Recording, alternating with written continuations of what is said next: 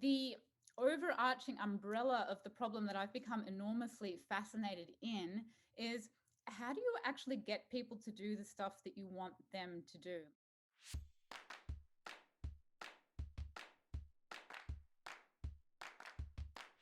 I started off life actually as an environmental activist in the 90s before I became, a professional environmental engineer, working on green buildings, deeply involved in sustainability for over 20 years now.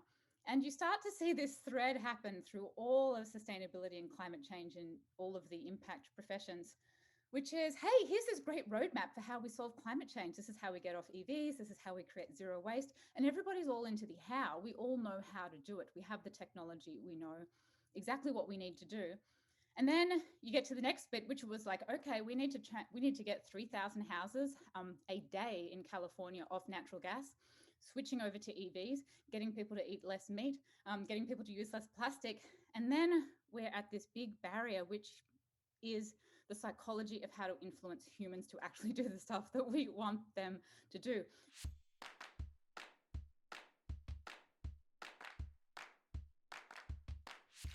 People are really working on the technical professions or the technical solutions of what we need, not so much the psychological barriers of how we actually influence people and persuade them to adopt the green roofs and all of the climate change solutions that we want. And so this really fascinated me. And as I was trying to figure this out, like how do we actually get people to do stuff, I discovered this field called environmental psychology. And I realized that many of my existing hypotheses, things that I just assumed, like everybody assumes, that if we just educate people to change, if we just get people to care more, maybe if we just make it fun, maybe if we just make it cool.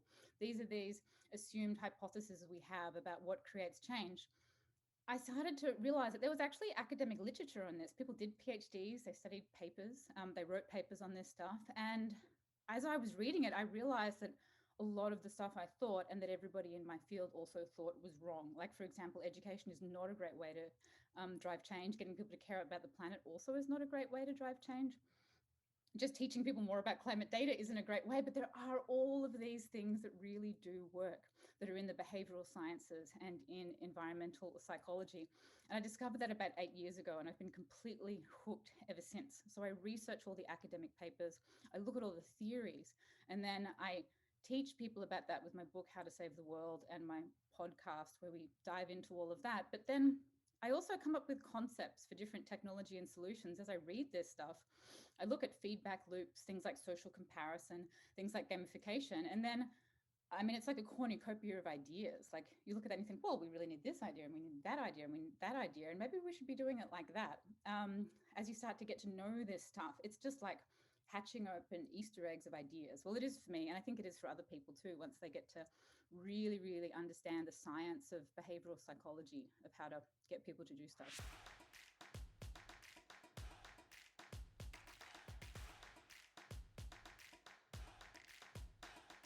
One thing in order to help convey this kind of information to people is I put together my book, How to Save the World, which is a 10-step, almost like a design thinking process to go through to help people who are working on problems actually go through the process. And probably the best way to think about that is like a behavior mapping system. Like if you get a person and we want to influence that person to change, you can take them through a very systematic process to make sure that you actually come up with ideas and interventions as a social entrepreneur that actually get people to change. And you would be amazed how many blind spots there are when people come up with social impact concepts that actually don't actually change the data at all. So one thing, if you were to think of it as a project that I do, is putting together this book and this podcast and all of the different resources that are on my website to take social entrepreneurs and sustainability managers to this process, which is, what is your God metric? What is the single number that you're actually going to ultimately change? And that might sound really obvious, but I've worked with the United Nations, with NASA, Google, different environmental organizations, loads of, smaller startup social impact entrepreneurs. And most of the time, they do not know the answer to that one single metric that they're actually trying to change. And so you build an entire behavior change and gamification strategy off the one single metric. And most people are really confused about that, and people take a long time to figure out what that is.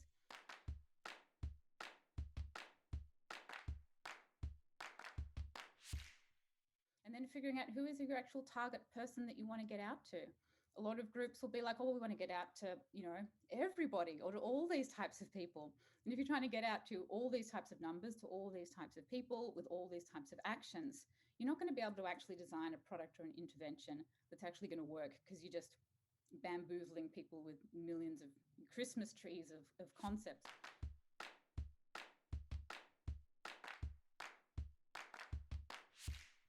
So one number, one single actor, and then taking them through, how will they first see it? How will they be engaged? How will they be cued to act? And then what are the actual behavioral science and gamification interventions that we can bring in? Can we show real-time feedback data, like a Fitbit for the planet, this type of design work that I do? Can we compare a household against a household, a company against a company, a university campus against a university campus? How can we use, this kind of like social comparison? Can we tell people how you're doing better or worse than average? Very powerful psychological mechanism. Reward systems, both positive and negative, like, hey, you did a good job, or actually you didn't do such a great job, you're doing worse than average. How can we track progress towards a goal? Humans are goal-seeking entities. And a lot of the times when you look at these things, you go, where's the goal? Have you actually signed somebody up and said, your goal is to reduce this by 50%? Nobody's thought of actually giving people an explicit goal, pledges, asking people to write I promise to achieve my goal. Basic star charts, like when you're a child and you get 5 stars, like if you do something. We can make adult versions of that. 30-day plastic-free challenge, 5-day ride your bike to work. Or it can be systems influence, like 5 stars when you sign up 5 people in your neighborhood to write a letter to a politician, right? Like it's basically progress mapping and pledges and putting all this stuff together. So there's about 50 of these all up, right? And so you can take people through that, and then you can actually figure out, well, what's the measurable change that you want to make.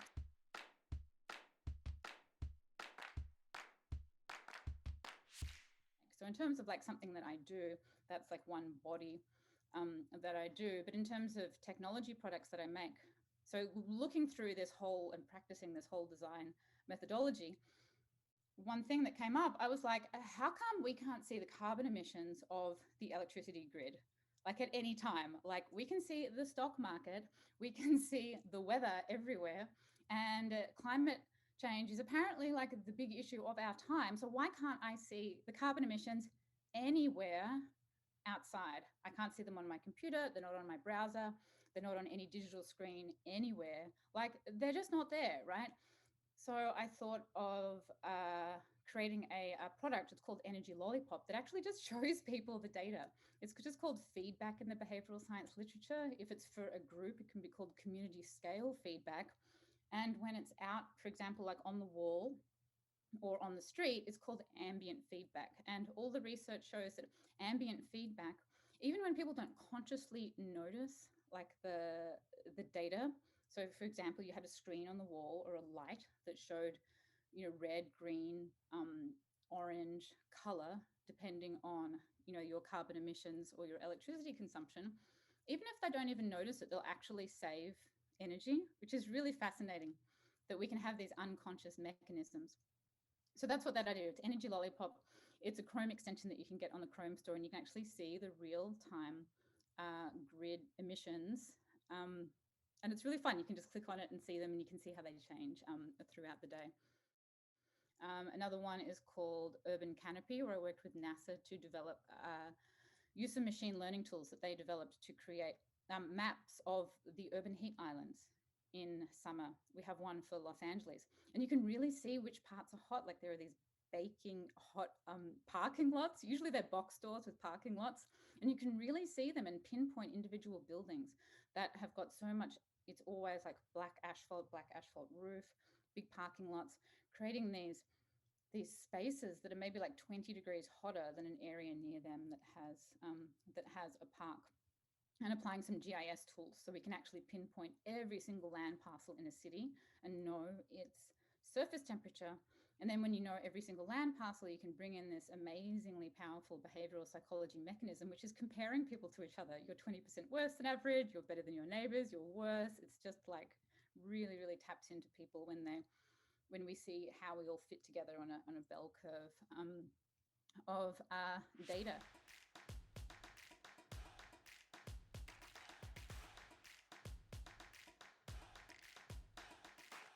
And another thing I make is something called the Imagine Project, which is just a group of people that get together and we make eco art. We take photos of like areas that are maybe just got concrete, ugly urban spaces, and then take them into graphic design program and try to reimagine them. And it's a really fun psychological creative process to go through.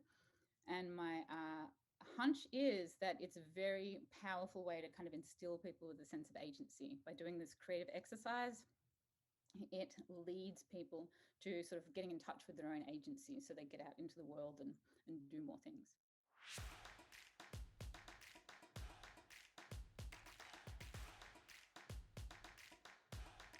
Oh my God, challenges. Which one? Well, I'll go sequentially with where I started with my book and my podcast. One of the challenges, I think the overarching challenge of trying to sort of train my industry up with behavioral science and gamification techniques is that nobody's ever heard of it before in my industry. So, well, not nobody, but usually 99% of the time, nobody's heard of it. Most people come from a science or an engineering background. And it's really it's a little bit initially hard to get people's attention that they need to know it because there's not a sense of like, oh, I'm missing 30% of the skills I need. So I have to do a lot of groundwork to like let people know that they're doing it badly, like, and there's not any phrases I can use, like I can't, there's no sort of existing terminology.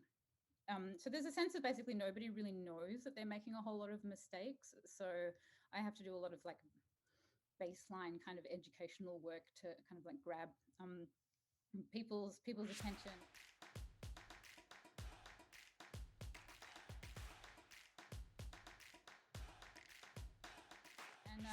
And overall, just an overall kind of just a cognitive bias that I think happens with social entrepreneurs, even if they're totally like down for it. They're like, yeah, like behavior, gamification, feedback loops of data, so into it.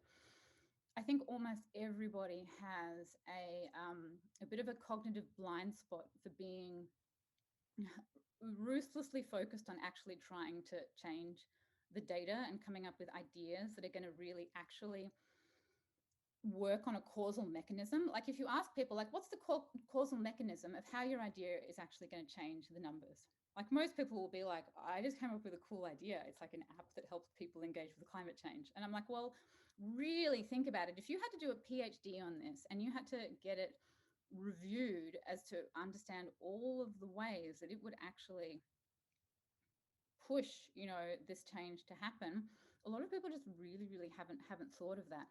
And they're trying to just do too many things, like lots of different data, lots of different types of people, lots of different types of actions. And then you get to this one phrase that I keep hearing over and over again, which has become this like bugbear, which people say, we tried that and it didn't work. And I'm like, oh my God, it's like a Pinterest fail. So I basically see these kind of like Pinterest fails happening like all over the place. And I'm like, okay, you did a really bad job of it. You didn't use the proper theories. Like, it's ugly. And then you tried it once and you gave up. And then you go and say that it didn't work. I'm like, do you think like Apple computers and like Thomas Edison and like every artist and comedian and Silicon Valley entrepreneur, did they just try it once and say, we tried it once, it didn't work. I went to a comedy club and I tried to make people laugh, it didn't work. And so I never tried again. This like, just not really thinking through the detail and iterating it and getting very specific on making the action happen.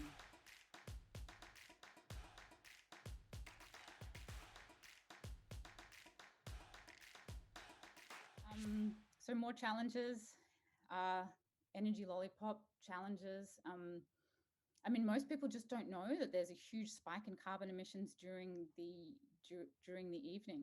I mean, probably my biggest challenge with that project is that there's not really any existing economic model to get people to reduce their energy consumption during the evening.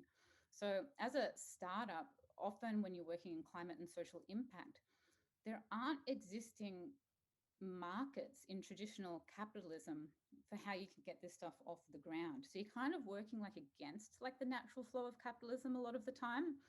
And you and it's hard. Like the only way to get these things off the ground is maybe with philanthropic partnerships, or through donations, or through maybe partnering with a utility who doesn't really feel like doing it, but they're maybe doing it because the government kind of is forcing them to do it. So although it's this really important issue and the product works really well, there's no natural mechanism unless you're sort of finding some way to patch together some philanthropic donations, and you're sort of getting people engaged, because you can't just charge for it like an app, like some apps might do. So that's a challenge with that. And it's a bit same with the urban heat islands. Everybody loves the maps; they're really interesting. People love the projects, but often, we are selling something that is not directly making anybody any money. It might a little bit here or there, but these are kind of inherent challenges to environmental entrepreneurship and social entrepreneurship, that we have business models that have to be sort of unusual and creative to get off the ground. It's not just selling like shoes and makeup, which like is easy product. Lots of people want. It's a huge market. It's just, telling, helping people save a bit of electricity, or like, plant more trees, is usually more in it's just a different type of model.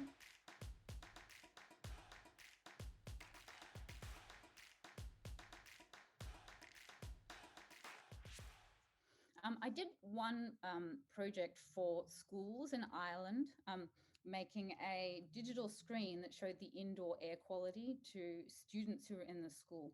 So what happens in these colder climates is that they have to keep all of the windows closed because it's cold, and then heat the room up. So what happens is all the kids are breathing out carbon dioxide, and then the indoor carbon dioxide starts to get quite high.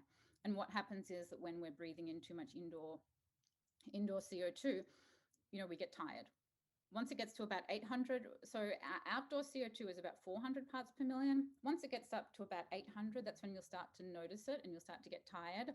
And what happens is that it gets up to 2,000 or even 3,000 parts per million, which really means people start getting headaches, they start falling asleep. This is why when you're in stuffy conference rooms, you get tired. It's because it's getting up that high, and it's a really big problem for building designs which have built the building envelope to have everything shut.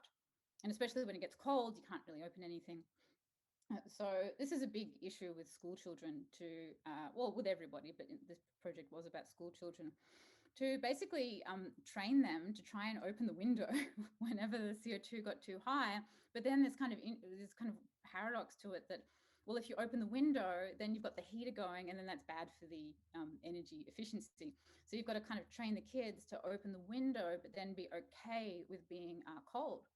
That they will wear jackets, they'll bring jackets to school, they won't complain about being cold, they're kind of all right with that. So yeah, indoor air quality kind of often will work against energy efficiency. You don't want the heater going with like the window open.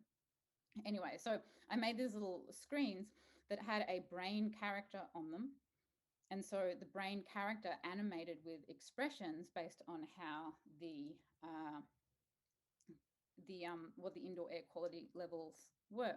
So it's using basically ambient feedback, that kind of theory that you need it not on an app or on a browser, but actually just sort of coming in at you from the outside world.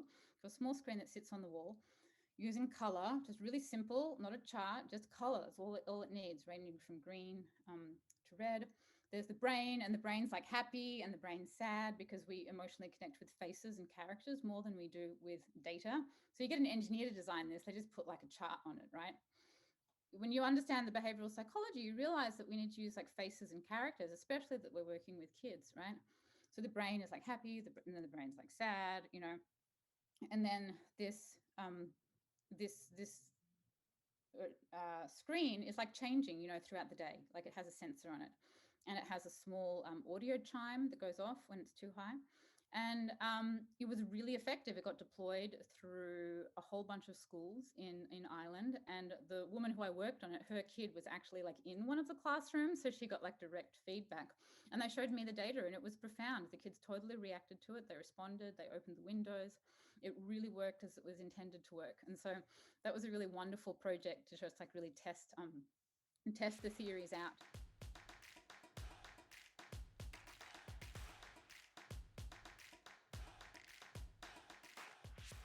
We developed another energy lollipop Chrome extension that didn't show you the grid's electricity, but showed you your individual ones. It was much more nuanced with all the gamification tools. It had like a little leaderboard, it tracked your progress. This is not your energy consumption, this is your CO2. So it's kilowatts multiplied by the CO2 intensity of the kilowatts. So you're going to make a lot more CO2 for any electricity you're using in the evening and not very much in the day. And literally, like, nobody has done this before. Like, we were the first ones to design an app like this with electricity.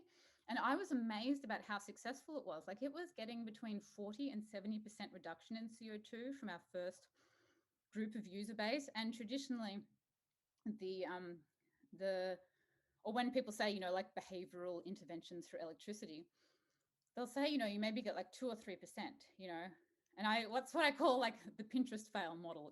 I'm like, okay, well, it was ugly, you did a bad job, it was designed by some utility, and like yeah, okay, like let's not use like the Pinterest fail as the example. Like if we made a really beautiful product and it was a really high touch point, and yeah, like people responded very powerfully. They were like, okay, that heater's off, we're changing that. Dishwasher's now time to go in the day.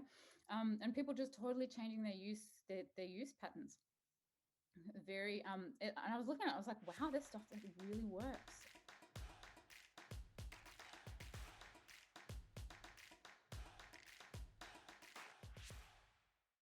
Pledges are really amazing.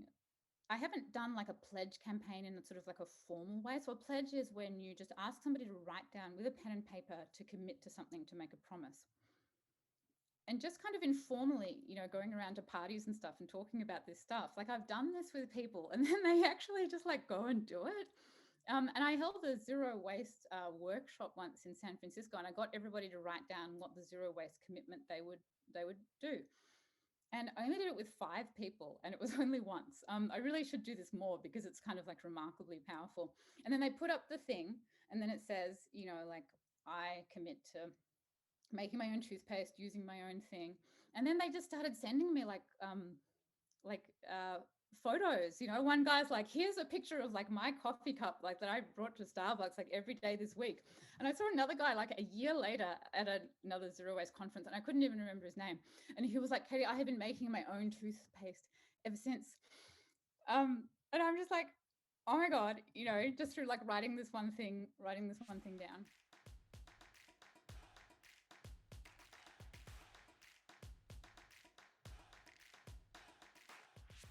Yeah, like getting people to honestly like write it down and photograph it, and if they can put that on social media, like it's really remarkable how once you write a promise. And the reason why it works is because when you understand like human psychology, there are these basic like brain stems. I think brain stems probably not the right word, but ways that the brain evolved. And having humans be able to work in tribes and trust each other, that if you were like, we're going to walk over to this tree and we are going to climb it and pick a fruit. And what if that person just like wandered off like in another direction, right? Like that would be weird. You would be like, well, I can't obviously trust that person with anything more if all we were going to do was walk in that direction. So these basic like expressions of trust between people just go right to our like evolutionary core. And when you think about comparing people to each other, are you doing a bit worse than average, or are you doing a bit better than average? Understanding your tribe's average, that again is like right through to this evolutionary core of how we work together, as tribes and as species, and understanding, feedback loops of data, sort of messages from our environment of how we're doing. You start to realize that these are these powerful ways to get people to act. Whereas if you were just trying to educate somebody on climate change data, you're working with the cerebral cortex. You're working with a much later part of the brain in terms of like the evolutionary cycle of humans. It's very cognitively intensive. Not all people have as much as others. Some people are very cerebral, very interested in data, very motivated by that. Other people just aren't like that. They don't have as much, they don't have as high IQ or ability to retain data. So that's like an educational approach. It's you only get out to a small amount of people, and it's more intellectual rather than behavioral. It all starts to make sense, these drivers.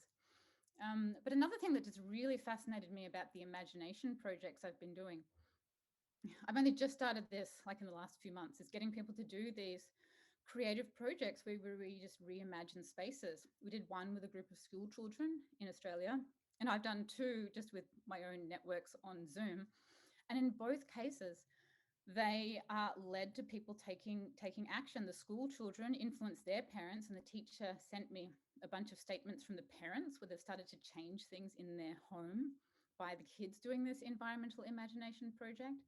And in my own group, I didn't even like ask the people to do it. It wasn't part of the agenda. They emailed me a week later and said, I got in touch with my local council, and I've gotten involved in these communities, and one of them gave a presentation to their local council's next like environmental planning committee. You know, we're talking about green infrastructure, so it's not just like a single one-off behavior change. You actually have to like get involved in committees, being part of budgets, plan things maybe 10 years out.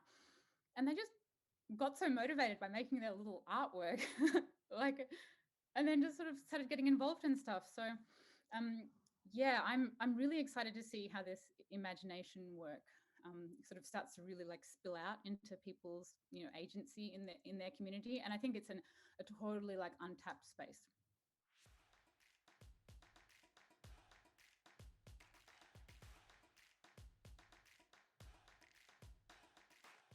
I think the best way of encapsulating the kind of approach that I take, though, is that I really come from a family of designers. My grandparents were very talented German illustrators. The kind of like technical design, not the kind of like, when you say artist, you can think of this like crazy rambling kind of artist. Not like that at all. I mean, very tidy, very structured fashion illustration and graphic design illustration. We had to draw the fonts out. And I grew up in a family where art and creativity was the tone of the family, this structured German kind of design. And that's how I got raised, to draw and to do clay and silk screening. Um, that was the most important thing in the family, was to be a good artist. And then I started getting all these environmental messages. In the late 80s, there was like whaling going on, whaling with harpoons, you know, Mururoa Atoll, French testing. A lot of news about deforestation in Australia, you know, the dolphins being trapped in tuna nets. And, you know, it really got to me, you know, 8 or 9 years old. I mean, it broke my heart, the idea that a dolphin could be, you know, caught in a net. It's very distressing to me. Perhaps children maybe all have a different level of sensitivity to these kind of messages. But I remember really being like very upset about these messages. And you know, it just sort of led into just this sort of strong environmental desires to want to fix it. And I was very attracted to these communities, these activist, sort of counterculture activist communities that I wanted to join. You know, the animal rights and the vegan, the vegan ones, and the radical left, and all of that. I kind of wanted to be a part of it all. But in my overall social sort of entrepreneur journey, I mean, I do want to make an impact on the world. I mean, obviously that's what it's all about. But really, where I come from is as a creative force. You know, like as an artist. I was a little girl who used to draw flowers, and I used to like draw pictures of birds, and I used to like make things and sew. And so when I look at all of my work now, I'm really coming out as a creative force. I think that's what I ask myself. How can I do some excellent creative work today? What can I use my best creative skills towards? And the medium happens to be social and environmental work. But yeah, I just approach everything with creative energy primarily.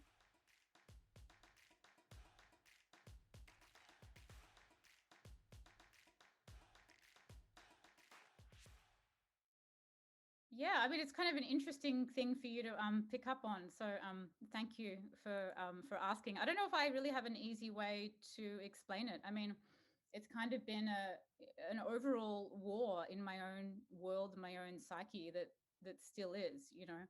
Like, part of me is like, I didn't necessarily like decide to be this way, you know. Part of me is like, well, really, like, I'm like a really deeply nerdy, like a data person. I'm a deeply nerdy data person, and I really love technology, and I love to study, and I'm pretty good at technical problem solving when I focus on it. And then I go that way a little bit, and then I'm like, no, no, no, no, I really like being out talking to people. And so I really need to be like a voice, you know, like podcasts and talking and making videos and connecting with people, because I kind of like also have like kind of like a gift for that. Like, if I really dive into that. So that's really what I should be doing. And then I'm like, no, no, no, you really want to be like sort of like an artist and a designer, and you know, you want to kind of like end up like, if you're going to follow an archetype, you kind of want to end up more like Lady Gaga than like Sheryl Sandberg. Like, don't sacrifice your Lady Gaga to end up like Sheryl Sandberg. And then I'm like, no, you know. So like, I'm always in a constant war of like, which is my direction of I should be doing. Um, and I do kind of like worry like that. I don't even know how to say it, but like, I don't want to intimidate people either. I don't want to be like too many forces like coming at people, because people tell me that they were like, Katie, you know, the first time I met you, I was like so intimidated. You were just like looking straight at me with these eyes, and then, you know, like, you kind of like look like a model, and then you're talking about like engineering and like social science and like history, and it was really overwhelming. And then like and I'm just like, oh, I don't want to be that person that makes anyone feel uncomfortable. So I feel uncomfortable about it too, and I really am in a constant war with it. I was just talking to my brother, like, I was like, I have to work this thing out. Like, it's always been there. I was like, half of me is like, you know, you want to be like Elon Musk and be like a serious Silicon Valley entrepreneur and be like very strategic, like a military operation about things. And then I'm like, yeah, but then there's like other more like whimsical, creative, like, you know, talking and communicating, and, you know, using my, you know, sort of like the looks and the way I talk. Like, I feel like it's like a waste if I'm not out there. And it's a totally different energy. They both have a really different brain space, really different energy. And I'm always jumping between one or the other. And I'm always conflicted about like, what is this big lesson for me in life? And when I ask the universe, I'm like, please, God, like, give me more guidance on what this thing is. And the message is, your big thing you have to figure out is how to do both at the same time. And I'm just like, oh.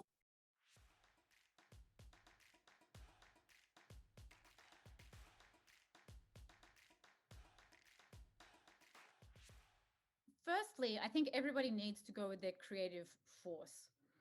We don't get raised being creative people, you know, and often like we have come from a background of, you know, engineering or science or law usually.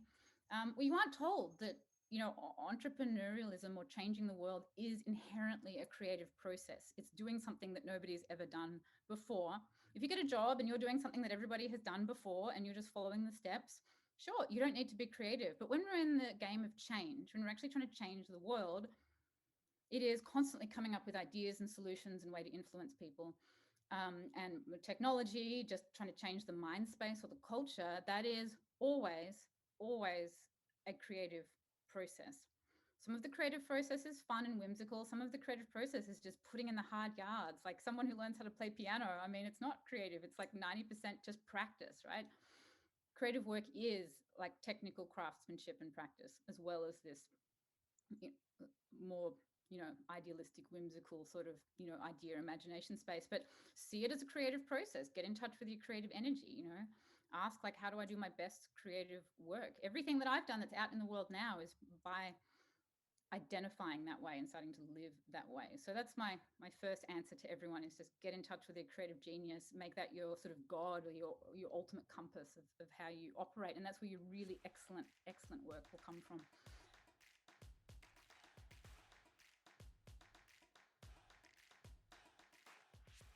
The other thing I think anybody working in the space, which is my most recent little chestnut, is to design for dopamine.